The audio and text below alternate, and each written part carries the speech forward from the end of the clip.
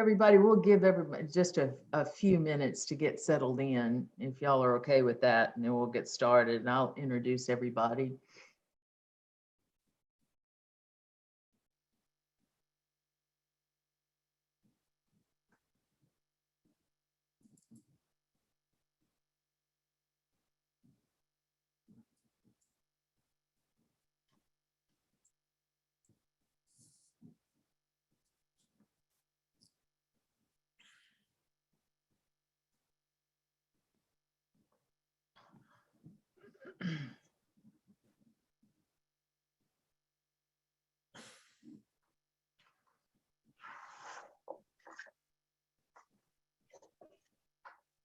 We hope y'all have been able to avoid this Omicron variant.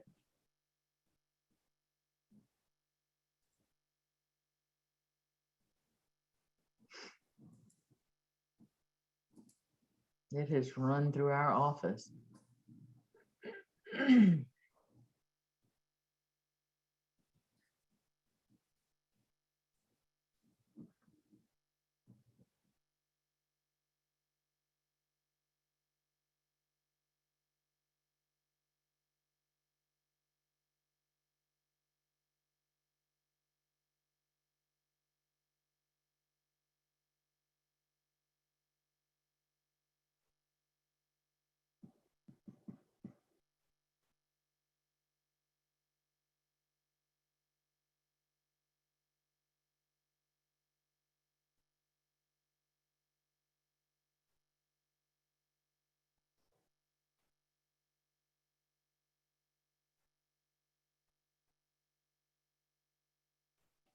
Hi, everybody. If you can hear me, we're going to take just a few more minutes to make sure that we've got everybody on. Looks like we've got about 69 participants right now, and I think we had over 125 registered. So it's going to be a good group. Let's just, if y'all don't mind, let's give them a few more minutes.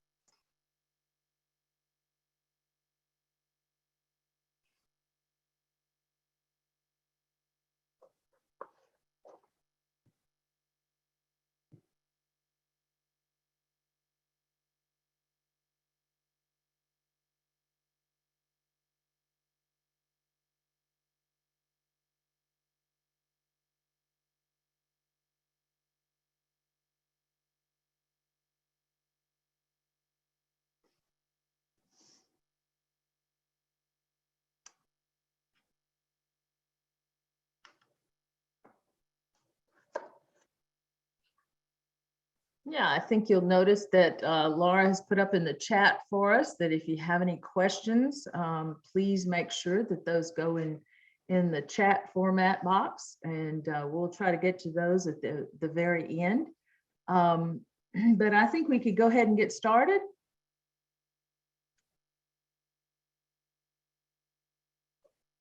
Let's see. Well, welcome and thank you all for joining us today. LTA is really excited about conducting our second annual Travel Outlook webinar with an outstanding panel of national experts.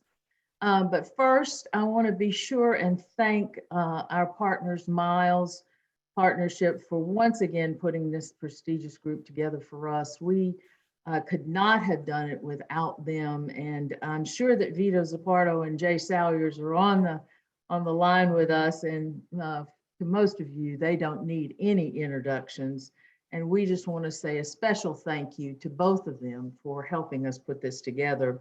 They have long been our partners and continue to be just great partners as well. We all hope you leave today's hour-long webinar with insights into what the Louisiana travel industry can expect in 2022. We hope that you have some thoughts on navigating the next step on the road to recovery and how we can all plan for success in this coming year. But please allow me to take just a few minutes to introduce our experts. First, you'll see up at the top is Chris Adams. Chris is the head of research and insights at Miles Partnership. Hi, Chris, welcome. Chris has more than 15 years working with destinations in the US, New Zealand, Australia, and the UK. He's responsible for keeping Miles and its clients in tune with the latest trends, research, and analytics in travel. He provides strategic recommendations based on that research and data. And his depth of understanding of online marketing means Chris is in demand at tourism technology and research conferences all over the world. And then next, you'll see Adam Sachs. Welcome, Adam. Adam Sachs is the founder and president of Tourism Economics, an Oxford economics company dedicated to understanding the relationship between travel and the economy. And for more than 2 decades, Adam has worked with destinations, industry associations, and companies around the world in the areas of opportunity and risk assessments, policy analysis, and economic impact. And Adam was with us last year when we did this as well. Andrea Godfrey is the Vice President of Longwoods International. Hi, Andrea. She leads the company in new product development, research, production, and technology integration. And previously, she led the global enterprise initiatives at Adara. With a passion for advancing travel and tourism, Andrea has over a decade of experience leveraging data to enhance marketing efficiency and program operations. She served in research in the roles at the Office of the Governor for the state of Texas and the Georgia Department of Economic Development. While leading tourism research for these states, she spearheaded international research initiatives for the Southeast Tourism Society and the U.S. Travel Association. And Chris, I think I am to turn it over to you to facilitate the conversation from here, but want to suggest that, again, that people place their questions in the chat. And hopefully we can get to those at the end of the conversation. We plan to leave about 10 to 15 minutes. So good luck, everybody, and thanks again. And thanks, Jill, and thanks for the team at Louisiana Travel and Tourism Industry Association. I'm delighted to be connected again with our very good friends and colleagues, Adam and Andrea. So if you want to bring up the agenda slide, what we're going to do today is to address a sort of outlook for 2022 and beyond in several parts. So I'm going to jump in first and just talk about where we are now in terms of the pandemic and some of the sort of global trends and implications we're seeing in this space. Then Adam and then Andrea are going to join us to talk about basically the outlook for recovery, what the economic forecasting and modeling is saying from tourism economics, and what is the latest research that our very good friends at Longwoods International with our input and involvement have been doing since the early days of the pandemic. So those insights around the recovery, I'll come back and talk about where are we going? So what are some of the longer term trends we're likely to see coming out of this pandemic, changes that will be persistent for travel and tourism, and what does this mean for your business? So we'll try and be both predictive, but also practical in terms of what you can do right now and what you need to be thinking about for 2022 and beyond. So, and as Jill mentioned, please take advantage of the Q&A. Okay, so let's jump into it. I do want to highlight that the research and resources we've put together, again, with Longwoods and Tourism Economics and a huge variety of other partners. I'll mention some of those during my presentation. Those are all available for you right now on our Clarity in a Time of Change education portal. And I think we've actually added the very latest research. So on the next slide, you'll see the data tracking section of that COVID recovery portal. You can go there under data tracking, and the latest COVID-19 US travel sentiment that Andrea is going to be presented is going to be available right there. Plus the slides and other resources are going to be shared out in an email after this webinar. So you don't have to take copious notes. Be confident you'll be getting the resources. So perhaps focus on the 1, 2, the 3 specific things that are going to be meaningful and practical for your business. Okay, so where are we now in terms of assessing the state of the pandemic? You can see on the next slide, that New York Times has been tracking for some time case numbers across the US, and just in the last month or two, we've seen a dramatic change with the arrival of Omicron, the latest variant of COVID-19. Case numbers, of course, are soaring. We're seeing really unprecedented case numbers across the US, and I'm sure everybody's got their own personal anecdotes of who they know. And we can see this on the next slide. This dramatic sort of third wave is really unmatched in terms of what we're seeing from previous sort of peaks. Now, there is, however, mounting evidence, as we can see on the next slide, that Omicron is likely to be less severe, especially for those who are double vaccinated and boosted. So hospitalizations and other sort of severe health outcomes hopefully will not track this dramatic rise in terms of case numbers. Hopefully we'll see hospitalizations, etc. They're certainly going to rise. It's just a numbers game. So even at a proportionately lower percentage with this dramatic increase, we are still going to see a rise in hospitalizations, etc. over the next month or two. However, as we can see on the next slide, if we look at, for example, South Africa, and this is their they've had 4 of these waves, and you can see this latest one is Omicron. You'll remember this popped into the news just before Christmas. In fact, flights were stopped from South Africa. So they saw this very dramatic rise and also a very dramatic drop. And we're seeing the same sort of trend happening in a number of other countries that are a few weeks ahead of the United States in terms of the impact of Omicron. There's also been very positively less negative health outcomes. So hospitalization rates, etc., are lower. Evidence is, obviously still being collected, and I need to put the caveat that I'm obviously not a health expert, a pandemic expert, and even experts will say there's a degree of risk and uncertainty.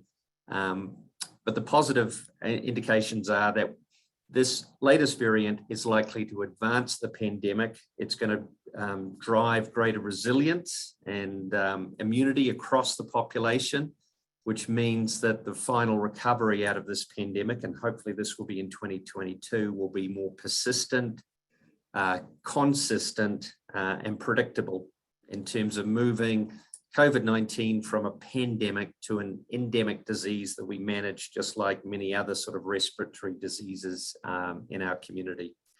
So that's the sort of, a relatively positive overview in the medium to long term, but we're certainly going to have some challenges over the next 1 to 2 months. And so you need to be thinking about the implications of that over the short term for your business, whether it's, changes in terms of health regulations and restrictions, etc., hesitancy from travelers, redoubling your connection with the local community in terms of their support of your business or destination. Those sorts of things are going to be another recurring sort of theme in terms of the impact of COVID. But the outlook for travel longer term, as we can see on the next slide, is actually incredibly positive. So what's happened over the last number of decades up to 2020 with the arrival of this pandemic, travel and tourism was growing and growing faster than the overall US economy and global economy. And that was obviously based on rising prosperity around the world. More people were able to travel from all sorts of developing middle classes across the globe, but also a shift both in the US and internationally of people prioritizing experiences over physical goods and products. So people value more of their dollars into experiences versus buying more stuff. And we did some research around this with Focusrite. As you can see on the next slide, they looked at 6 countries, including the United States, and asked consumers what was the most important priority thinking about 2022 and beyond in terms of where they were going to spend their money. And you can see travel and tourism in every one of these 6 countries is number 1. So this is going to be a really important driver of the recovery of tourism, but we are going to be obviously in a more sort of risk-orientated and uncertain environment. And I'll talk about that when we come back and talk about some of these persistent trends coming out of the pandemic. So without further ado, let me pass over to, I think it's Adam, in terms of what tourism economics are seeing in terms of the recovery. What are the forecasting and sort of outlook? So Adam, do you want to share what you see in terms of 2010, 22 and beyond? Thanks, Chris. Be glad to. So I'm going to jump in and really frame this as a story and what, we were together a year ago. And I think a good way to think about what we've experienced is, in a sense, as an epic saga. We've experienced the most significant downturn the industry has ever experienced, but also in the midst of experiencing the most dramatic recovery.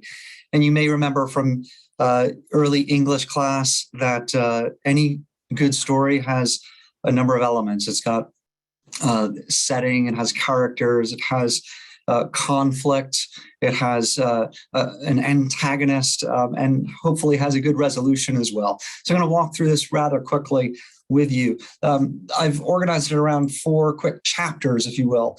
Storm clouds and resilience, the economy as a driving force, what could possibly go wrong, then travel forecast milestones. So I'll just jump into these with you. As Chris mentioned, because of Omicron, hospitalizations have indeed been climbing. But I think one of the things that is remarkable, that in the face of that, we have not seen a knock-on effect on travel. And in fact, air travel has, in an example here, shown remarkable resilience. And as you get into December, what you see is that air travel as a percentage of 2019 passenger counts was at the highest it's been since this all started.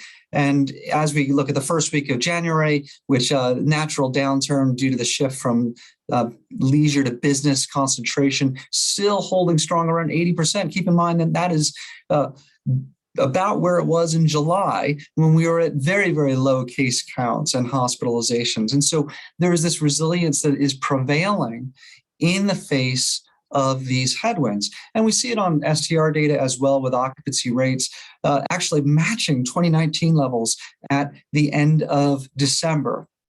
And so this has been a truly remarkable recovery. And in the same way that scientists have talked about a decoupling between deaths and case rates due largely to vaccinations, but also to the decreased harm that Omicron seems to be causing, we see a decoupling here between the way that what's going on in the health environment and the way that travelers are behaving. Travelers are behaving much more bravely and with more resilience than they have at any point during this crisis. And we think that that's going to endure moving forward. Louisiana is interesting because you've outperformed the U.S. in terms of hotel room demand really very early on, as soon as the recovery started. In fact, if you look in 2020, Louisiana had a very different experience than the rest of the U.S. with a strong recovery as the summer went on. And then as we look in this past summer again, month after month, Louisiana has outpaced the performance of the U.S. Now, hotels are only part of the picture, and I'll share with you just a quick snapshot on what other segments look like in the latest data. This is data from November, but it's indicative of kind of where we've been over the last year and a half. With auto trips, they've been bouncing around a bit, but hovering around break even. Air passengers, as I mentioned, down 16%. Overseas travel to the U.S. down 57% in November. Then short-term rentals have outperformed the hotel industry consistently through this downturn, and it actually were up 15% in the month of November. So the main observation from this chapter is an incredible resilience of travelers despite the worries that continue to present themselves. The second part of the story is we call it the force, the economy, this driving force that is neither good nor evil, but definitely is making a big difference. in this case, we would say that the economy is pushing us forward. It is providing a great foundation for the recovery. The unemployment rate as of the latest BLS data is now at 3.9%. Now, part of that is because of a reduced labor participation rate. Nevertheless, we're down just about 3.6 million jobs relative to December. That's a massive recovery in a short amount of time. Household wealth is also well positioned to fuel continued leisure travel spending moving forward. More than $130 trillion has been amassed in household savings over the last year and a half, and debt has fallen from 18% of average annual income to now just about 14%. That's how much is needed to service debt on a monthly basis as a share of income. So balance sheets of households are really strong right now. And so this kind of leads to our view as a company that consumer spending, after a remarkable surge in 2021 of 8%, is going to remain above trend at 4.3% growth in 2022. Now, the important part about this is not just the growth in spending, but how that spending is shifting. And it is very much shifting towards services. Whereas during early parts of the crisis, there was a lot of growth on spending on goods. We're now shifting toward nearly a full recovery in services. And that is an enduring factor that we see moving forward through 2022. And I think it's going to define why we think we see continued forward momentum on the recovery. Now, just to pan out real quick, we've experienced something on the economic front that's very different than we did during the Great Financial Crisis. During the Great Financial Crisis, that's the red line I'm showing you there, you can see that 3 years in is about when we had fully recovered. Well, we've fully recovered now in less than 2 years. And so this is much more of what we would call a classic V-shaped economic recovery, with 5.7% GDP growth expected for 2021, once all is said and done, and then 4.4%, and again, above historic trends. We see continued momentum on the economic front. So the main point of the chapter is the underpinnings of the economy remain strong. And so there is ongoing forward momentum there that should support continued growth in the travel industry. So that leads us to the third chapter. What could possibly go wrong? Or put in our narrative form, who's the enemy of this story? Well, I'm not going to get into a ton of detail here, but I will at least note 4 antagonists of this story. Certainly extended COVID-19 headwinds, supply chain bottlenecks, runaway inflation, and labor force constraints. All of these things are indeed significant factors. Add to that how the Federal Reserve will need to react to inflation in the coming months. But let me just share with you our quick view on each of these. I think Chris, laid out a good view of the likelihood that although the Omicron variant has indeed caused an incredible spike in cases, the prevailing view among scientists does seem to be that that's going to accelerate our way through this. So let's hang on and hope that that is how things materialize. In terms of supply chain bottlenecks, we have seen those bottlenecks begin to be alleviated, and that's expected to continue as we move forward.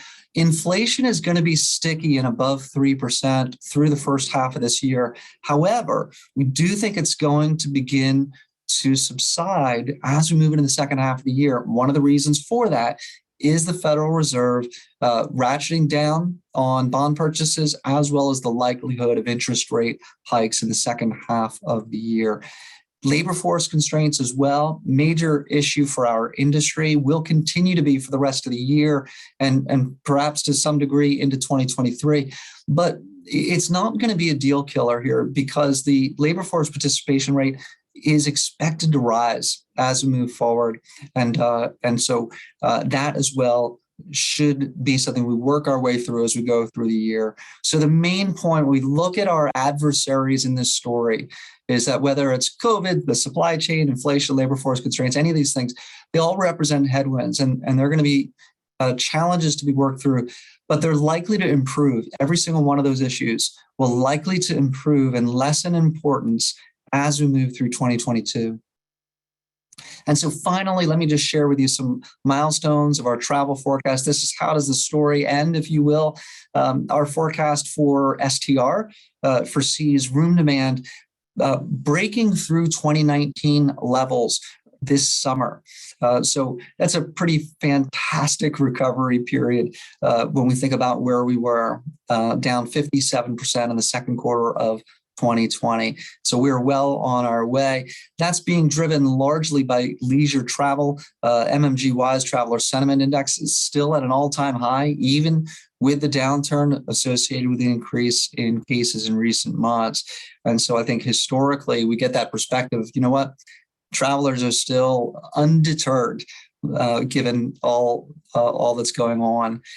On a spending basis, business travel, however, is only expected to reach about 3/4 of its peak in 2022. We've got a longer run recovery when it comes to business travel. We don't expect business travel to get back to where it was in terms of spending until 2024. But again, the data from MMGY can be helpful here because we see that those planning business travel over the next 3 months, we look at it by generation. We look at Gen Z actually increased in the fourth quarter of 2021. Gen X held, Boomer increased. The only ones that slipped are millennials. I can't offer any explanation to that, but nevertheless, a bit of slippage there. But you do see a resilience and a move toward business travel activity as we go through the year. In fact, we're already around 60% of hotel room demand for groups over the last, say, 8 weeks, and that's a marked recovery. And as I look forward at what's on the books, we see further recovery relative to 2019. In fact, look at the second quarter of 2022, if you will, with me, where room demand that's on the books of BMOs using simple view data is down about 11% relative to 2019 levels. That's a pretty big jump from where we've been. And so it's going to be a matter of attendance at these events, but cancellations should be fewer and farther between as we get into the spring and summer months. And then I'll end with just a couple of thoughts on leisure and hospitality as a driver of economic growth in Louisiana. If you look at the decade through 2019, total employment in Louisiana grew 6%. But leisure and hospitality employment grew 22% over that period of time. The industry that you represent and that you are a part of has been a driver of economic growth and job growth in Louisiana in that decade, and by quite a margin relative to the rest of the economy. But here's where we are now. Of all the jobs lost in Louisiana, 25% of them are in the leisure and hospitality industry. And it leads to the unavoidable conclusion that the only way that we get full economic recovery in Louisiana in terms of jobs is through a full recovery in leisure and hospitality, because 1 in 4 of the jobs lost are within those industry subsectors. And what you do matters, and matters perhaps more than it ever has. When we look at BMO website activity, again, aggregating across data from both SimpleView and Tempest, beginning in the spring of earlier this year, website traffic to DMO websites exceeded 2019 levels and has done so for every single week since then. People are going to DMO websites at a rate they never have before. And so when it comes to inspiring and to motivating travel, the work of DMOs has, I would say, never been as important as it is now. And so I'll end by answering the rhetorical question of who would the hero of the story be. And I think it is those in the industry itself, those that have persevered through this, have collaborated, innovated, doubled down, and worked so hard to get to this point. And the success has been largely attributable to the innovation and the work of DMOs and their marketing efforts. So I'll end there. And I believe that Andrea is picking up there and the latest research from Longwoods. Thanks a lot. Thanks, Adam. And Andrea, over to you to share the latest research. And I believe it's hot off the press, isn't it? Some of these insights just from the last few days. Yes, in fact, actually, this research we just came out of field with last week, and we will be releasing tomorrow. So y'all are actually receiving the first look. let's see while I share my slide here. So you're actually getting a bit of a sneak peek, and I always love presenting, Chris, with you and the Miles team, because y'all have been our partners in this study. We're now 53 waves in, nearing that 2-year mark, and also spending time having this conversation with Adam as well, because so much of this goes really hand in hand. So what I'm going to be presenting today is information from our COVID-19 travel sentiment study. We go into field every other week talking to 1,000 Americans over the age of 18 and asking them about their travel intent. But more than that, not just their sentiment about travel and intent, but what that really means is digging into what are the factors that are influencing their decisions to travel, and what is it that they're looking for as they start to return to the air and to the roads once more. So as I said, this is a sneak peek. This will be available on ours and the Miles website tomorrow morning. So y'all are getting a fresh look here. From really an exciting standpoint, this is probably one of the most boring and one of the most meaningful slides that I will show today. So we have asked them since the start of the pandemic about, do you plan to take a trip in the next 6 months? And what's fascinating about this slide is since the first of 2020, we have seen that these numbers have sat at above or at 9 in 10 Americans planning to take a trip in the next 6 months. And as Adam and Chris really teed up here, demand is strong and it's coming back, and we're looking back to where we were at 19 levels. And so where before we were really having this conversation of, will travel come back? And will travelers come back to the roads and to the airways? Now we know that this is there, the demand is there, but really more now it's about, what do traveler needs look like? And what are the influencers that are affecting their decisions of when and what to do and where to go? And it's more conversation now about, how do we become tactical and meaningful in our efforts to partner with those within our communities and across our state? And then also, how do we design tourism product that really meets those needs? So let's dive into that a little bit more. So when we look at the factors that are influencing travel in the next 6 months, what we start to see that's really interesting is when we ask about the financial situation, that this following out of the holiday period is actually ticking down to where we were pre-holidays. So holidays is a time that consumers are spending a lot more money than they typically would at a given time. Budgets are a bit of a concern, and we're seeing now that this is continuing to be downgraded as a concern that's influencing their decision to travel. And as Adam pointed out, really when we look at household debt and household income or household wealth, we're really in a good place that we want to be. And we're seeing that reflected in that this is not really rising as an influencer. Now, there have been a lot of conversations around really looking at cost around travel itself, and we're not seeing that rise up either as well. You saw that on my prior slide. But where we are seeing influencers for decisions to take a trip tick up is here with COVID-19. And if we look at this table here, we can see that COVID is a factor that's greatly impacting their decision to travel, is really ebbing and flowing with the waves. As Chris showed earlier, the waves of cases, we're seeing that's ebbing and flowing in there. And so we're seeing that in the last since before the holiday season, so since Thanksgiving, that those saying that COVID-19 would greatly impact their decision to travel is actually up about 12 points. And so that's something that we really want to keep an eye on. But the positive thing here is that we know that when this ebbs up, it will ebb down. And with the expected move through of Omicron moving at the pace that it is, this is very positive to see that we anticipate this coming back. So we did ask this last wave, has the spread of Omicron impacted travel intentions? And we're seeing that it is. We're seeing that 34% of American travelers are actually deciding to postpone their travel after April or between that February and April timeframe. And then we're also seeing that another 12%, which is here this opportunity, as I like to call it, actually say they don't know if Omicron is going to affect their decision to travel at this point. So what's important to know is we know that we've got a little over a third are saying that Omicron's impacting their decision to travel and that they're postponing their travel plans.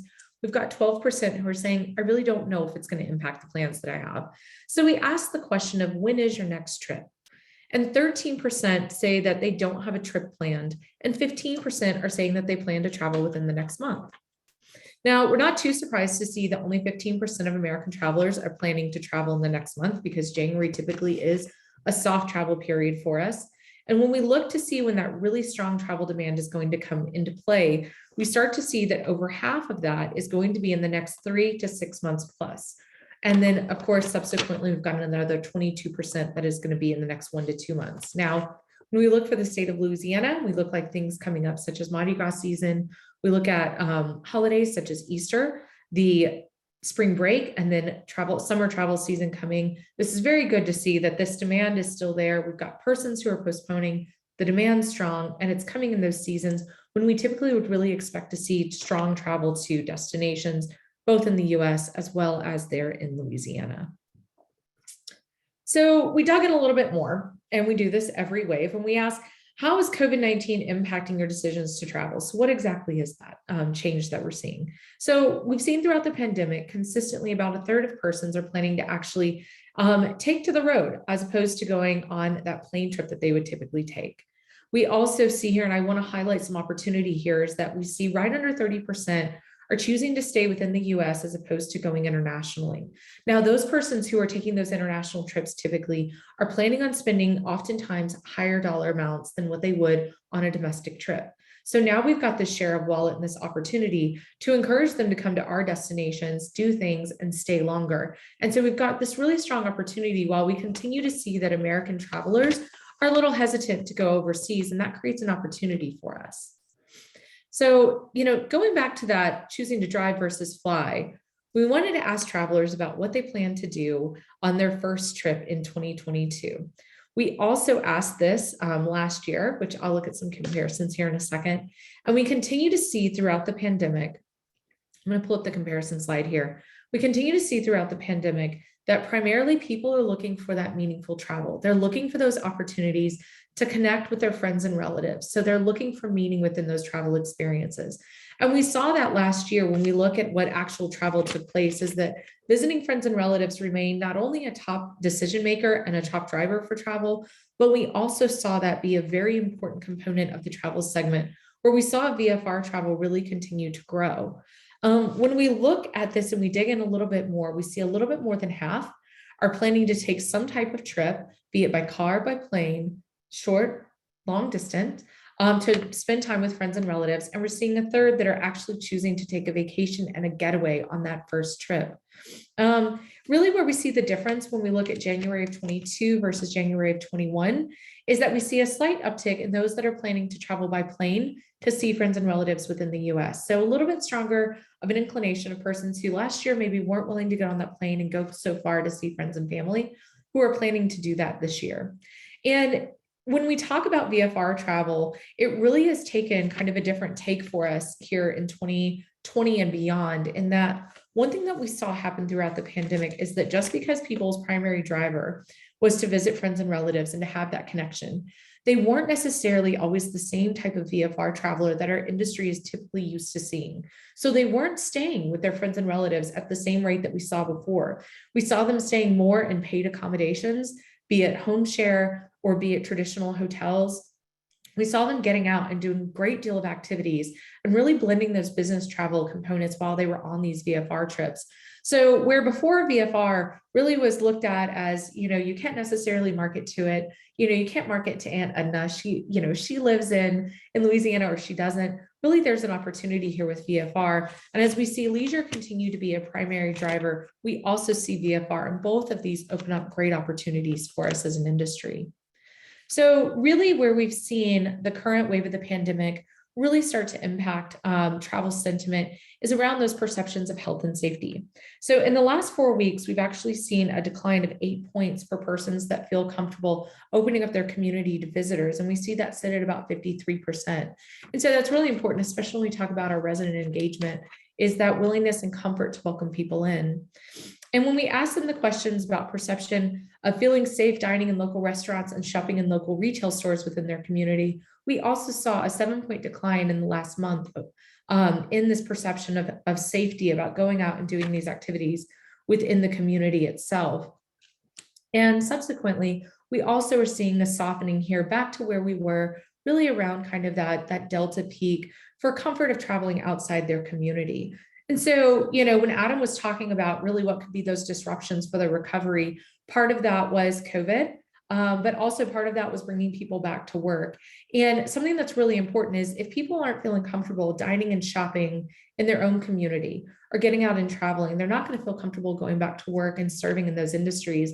And as Adam really highlighted, with 1 in 4 jobs lost in Louisiana being in this very important industry sector, it's important that when we talk about bringing people back to work and how we bring people back to work, that we keep a pulse on this, not only from an employment perspective on how we create those opportunities in the labor force, but also how do we create the messaging and how do we create that environment that our travelers are going to feel comfortable and they're going to pick our destination. And so as I put up some links, I know Chris has already shared some, and here are some links of where you can get the latest COVID sentiment. You know, the key takeaways here are that really COVID continues to impact travel and that it's a health and safety crisis. It's not so much a financial one.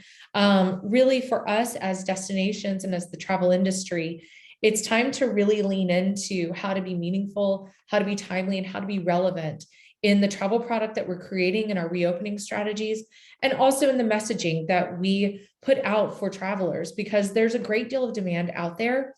It is shifting a little bit with the pandemic, but it is there and it's timely and it's valuable. We just need to really think about how we can be relevant and how we can be very timely in our initiatives as an industry. And so with that, Chris, I will actually hand it back over to you. Thank you so much, Andrea. So a reminder, everybody, to please use the Q&A button to send in your questions. And if Laura, you could pass over control to me, I can jump into the final section where we're going to talk about some of the sort of persistent themes, trends, and impacts coming out of the pandemic.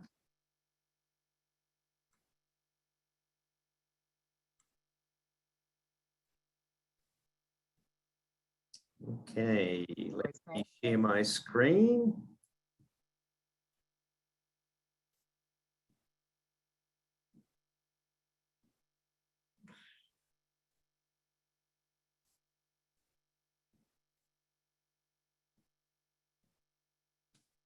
Okay, so where are we going? 5 trends in this post-pandemic world. So I talked briefly about risk and uncertainty in a post-pandemic environment. Obviously, COVID-19 has amplified some of these issues around travel restrictions, borders closing, etc.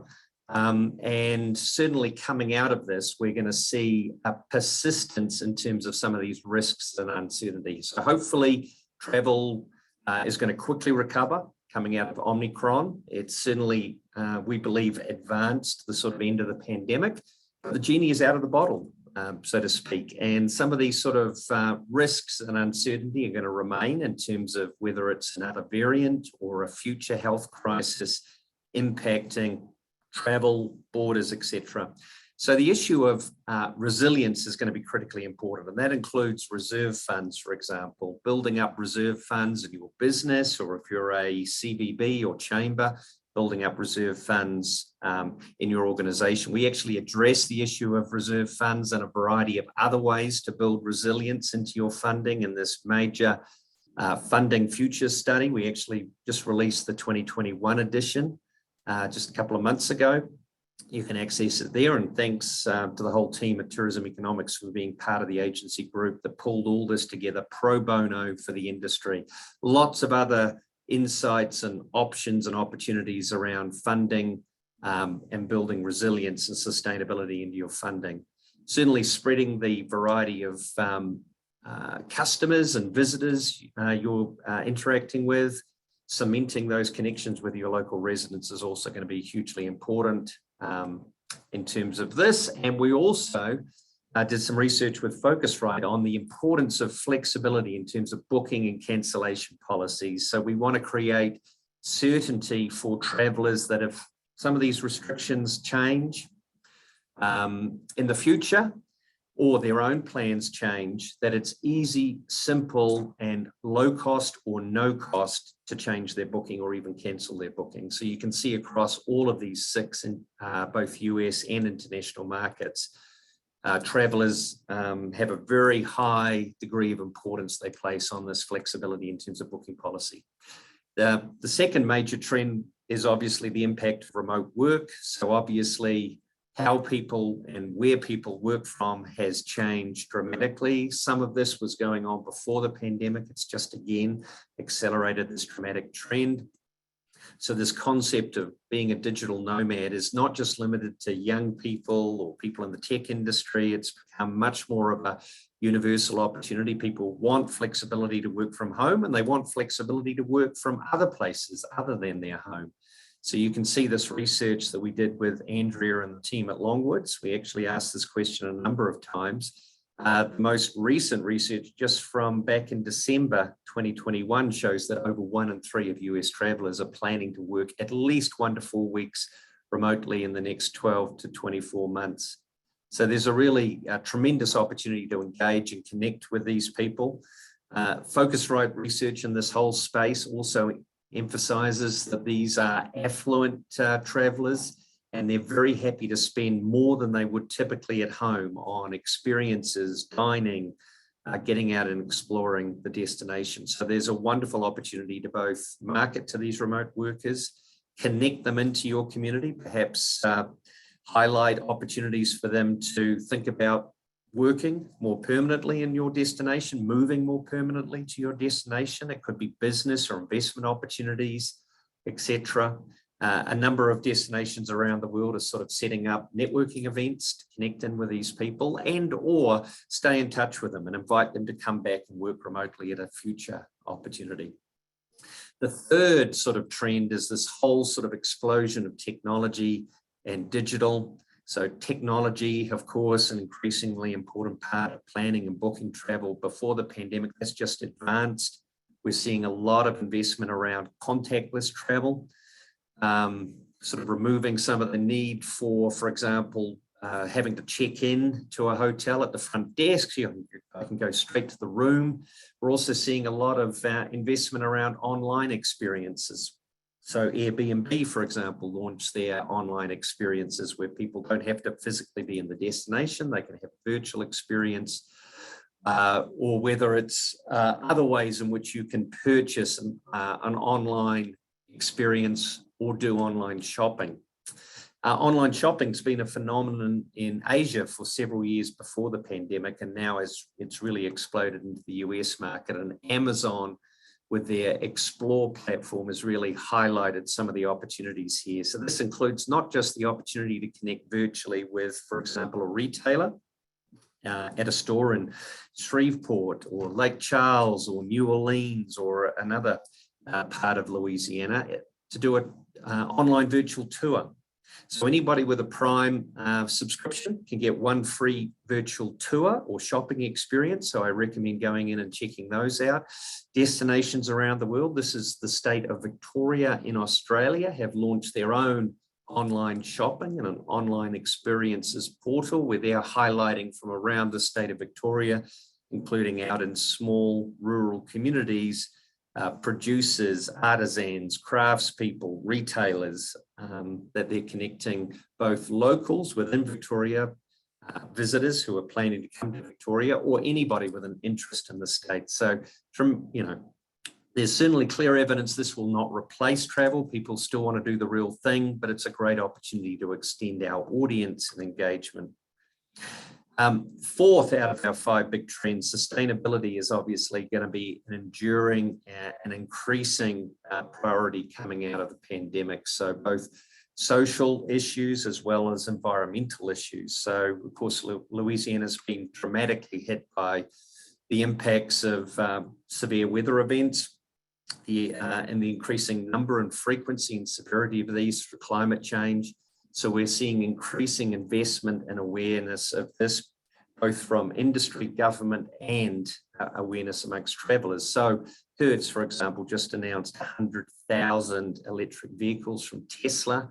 There's $55 billion in the infrastructure bill, the bipartisan infrastructure bill, to go into electric charging stations, which offers opportunities for cities, towns, counties, etc., to invest in rolling that out.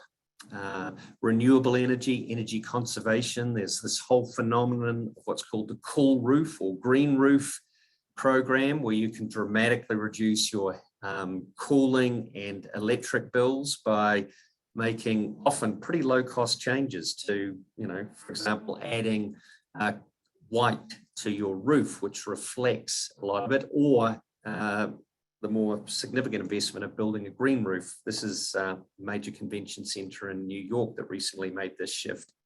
More and more destinations are also working with their tourism industry on sustainability initiatives. So that could be anything from introducing charging stations outside their business, or renewable energy conservation, sourcing local food, or composting. And Helsinki in Finland is a real leader in that. So we've actually highlighted a huge range of examples from around the world in this space, and grouped them into 26 areas of action for a destination or their tourism industry partners to address climate change and make their communities more sustainable, livable, and welcoming for visitors. It's a 2-part white series, and it's available on our website right there. And then just finally, before we get to Q&A, recovery funding. We're seeing unprecedented amounts of money flowing through the system in terms of federal government money. That's both in the form of EDA grants, and there was $3 billion of EDA grants, and they've never seen this sort of level of EDA money. $750 million was specifically for travel, tourism, and outdoor recreation. And then there's what's called the fiscal recovery funding, which are both parts of the American Rescue Plan Act of 2021. So this $350 billion going into fiscal recovery, in addition to the $3 billion. Now the $350 billion is obviously for everything, but every state, city, and county across the US has already received half of their money.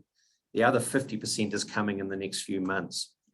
So Louisiana, in terms of the fiscal recovery money, has received just under $1 billion, 904 million at a state level, plus you can see some of the cities and what they've received across Louisiana. So this fiscal recovery money is really largely up to the discretion of the governor, the mayors, the county commissioners, etc., on where and how that's going to be allocated.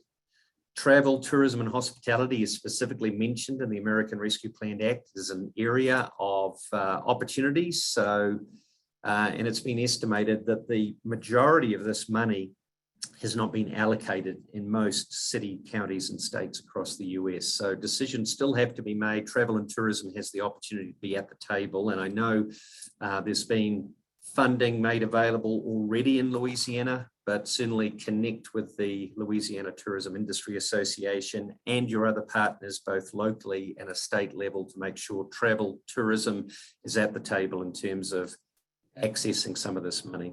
So these are 5 sort of broad trends that are going to be persistent coming out of this pandemic. There is going to be this elevated level of risk and uncertainty, even once we get out of COVID, but we can manage that and we can plan for that. Obviously, the changing nature of work has created new opportunities and sort of blended the concept of work, travel, and attracting residents, whether they're short or longer term residents, as well as economic development.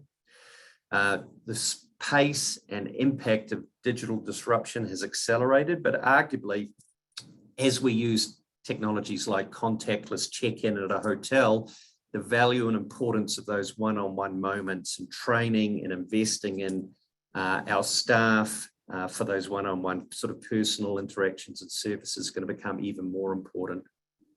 There's going to be obviously a priority around managing the recovery in thoughtful ways to make sure we don't get back into some of the congestion that we had pre-pandemic in destinations, and managing this concept of sustainability and making sure that we build back better. And the good news there is there's unprecedented levels of funding to ensure that we do exactly that. Okay, so we just have a few final minutes to jump into questions. I'll just highlight a couple of webinar resources. We ran our big annual webinar with Focusrite at the end of last year. You can access that on our website, plus all the slides. We've talked about our education portal. And please reach out to any of our team members in Louisiana. So whether that's Vito, Teresa, Marty, who are all based in Baton Rouge, or Fran, Maggie, and Sam, who are down in New Orleans, you can reach out to Vito. I'll put his email address in the chat if you want to reach any of our Louisiana-based team members. Okay, so let's just ask a final couple of questions before we wrap it up today. Now, Stuart was asking about research on the cruise industry. So, Andrea, I don't know whether you've got any research or insights to share. I've got a couple of comments. Yeah, Chris, when I saw Stuart's question come in, we do Travel USA, our national travel study, and we do have a lot of data in there about cruising. We haven't dug into it yet. So, Jill and Chris and team, we're going to dig into that. I think that's a wonderful question, but Chris, I'll pass that over to you. Sure, and we've been lucky enough to work with the Cruise Industry Association. I think everybody's aware of some of the unique challenges that cruising has had, and certainly they've been in the news just in the last few weeks around the challenges around Omicron in terms of managing that. They've really done some remarkable work in terms of trying to mitigate some of those health risks. And just like we're seeing in airlines, there's this really strong desire from people who know and love cruising to get back in there. So I think the general consensus is it's going to be a little bit slower to recover. It may take a number of years to sort of really rebuild to 2019 numbers.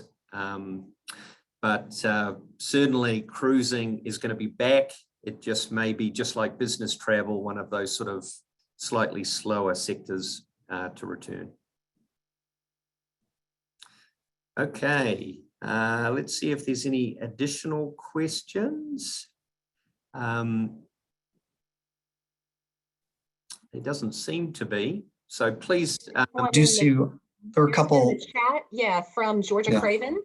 Oh, yeah. Do you want to highlight those? Let's yeah, see. so the one says finding labor continues to be a challenge, particularly in rural areas. Why do you say you expect labor participation to rise? What data and indicators are you seeing that's positive? What is the industry doing to attract labor back? Yeah, this is a great question, because it is the biggest challenge facing the industry. There are a number of reasons the labor force participation rate is likely to rise. One of them is that when you look at the data on why people have left the labor force, one of the biggest reasons has been concerns related to COVID-19. Those concerns have been abating. And it's one of the reasons that the labor force participation rate over the last few months actually has risen. And another reason, and this relates to your question of what is the industry doing, is rising wages. And rising wages can be a powerful incentive. And then a third reason is that savings that have been accrued over this crisis are in certain income categories being depleted. And so that's going to motivate a return to the labor force as well. So all those reasons, there is a long-term decline in labor force participation rate, but we're already seeing a move toward a rise there. So those are the reasons I think it is going to increase, but it is probably the most enduring challenge facing the industry. Very good. Any final comments or remarks before we wrap it up at the top of the hour here? I would add that for the cruise industry, CLIA's ongoing surveys of cruisers shows an incredible amount of pent-up demand for cruising. For those that don't cruise, that may be difficult to get your head around, but cruisers are incredibly loyal and avid in their desire to cruise. And the cruise line industry is incredibly good at filling their vessels. And so I think that it's likely that once we get sort of the all clear in terms of people feeling safe about cruising, that we're going to be surprised on the upside of how quickly that returns. Very good. Yeah, and we're seeing exactly the same. Okay, well, I think when we're at the top of the hour, Jill and Laura and the whole team at the Louisiana Travel and Tourism Association, I'll pass it back to you, but thank you again for this opportunity to connect with everybody today. Chris, Adam, and Andrea, thank you guys so much. This has definitely been wonderful. And not only that, it's also been encouraging. We are at the top of 2022, loving hearing that we've got some positive momentum moving forward, both in traveler sentiment as well as in our workforce. So this has been great information. And as I know Chris has mentioned, we are going to follow up with all of you within the next 24 hours to share these presentations with you so that you have the data. And we encourage you to reach out to these experts. Adam, Andrea, and Chris are all wonderful experts within our industry who have lent themselves not only today, but throughout this pandemic. And we so appreciate that. And then another shout out beyond the three of you guys. We wanted to thank the entire Miles staff, Vito and Jay. Thank you guys for always being such great supporters of the Louisiana tourism industry and for allowing us to gather these experts today. Always good to get the year started like this. So Chris, Adam, Andrea, thank you guys. We appreciate it. Thank you so much. All right. Well, Yep. Happy New Year, everyone. And we will follow up and then see you guys soon. Thank you.